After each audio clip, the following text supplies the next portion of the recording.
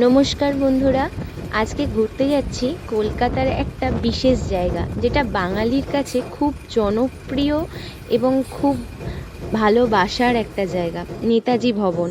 ফার্স্টেই বাসে করে পৌঁছে গেছি রবীন্দ্র সদন, এবং সেখান থেকে মেট্রো করে নেতাজি ভবন স্টেশনে নামতে হবে। তারপর 10 মিনিটের মতন হাঁটা পথ।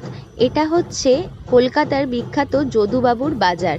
এখান দিয়েই হেঁটে গিয়েছিলাম নেতাজি ভবন বা সুভাষচন্দ্র বসুর এলগিন রোডের বাড়িতে। বেশ অনেকটাই হাঁটতে হয়েছিল, কারণ রিক্সা ছাড়া আর কোনো অপশান ছিল না। কারণ এখানে যাওয়ার মতন আমি আর কিছু অটো টোটো এসব কিছুই পাইনি, তাই জন্য হেঁটেই পৌঁছেছিলাম নেতাজির বাড়িতে।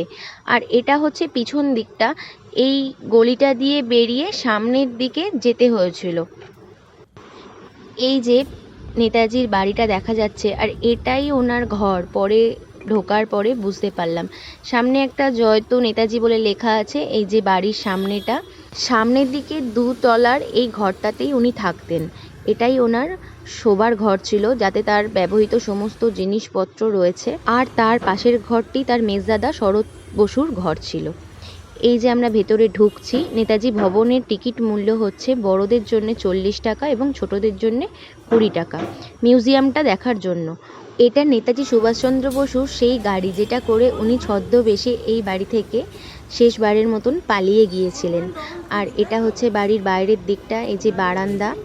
আর এটা হচ্ছে ওপরে ওনার ঘরে যাওয়ার বা মিউজিয়াম যেটাকে করা হয়েছে সেই সিঁড়ির রাস্তা। কিন্তু ওপরে কোনো ভিডিও করা অ্যালাউ ছিল না, তাই কিছুই দেখাতে পারিনি।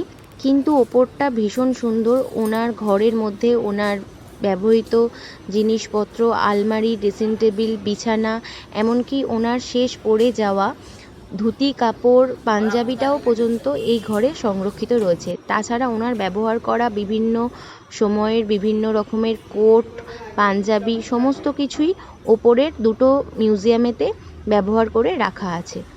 উনি যখন কলকাতার মেয়র হয়েছিলেন, সভাপতি হয়েছিলেন, তখনকার যে সমস্ত চেয়ার টেবিল তিনি ব্যবহার করতেন, ওনার লেখা অনেক চিঠিপত্র, তার ব্যবহৃত জামা কাপড়, কোট প্যান্ট সমস্ত কিছুই এই বাড়ির ওই ওপরের তলাটিতে রাখা রয়েছে।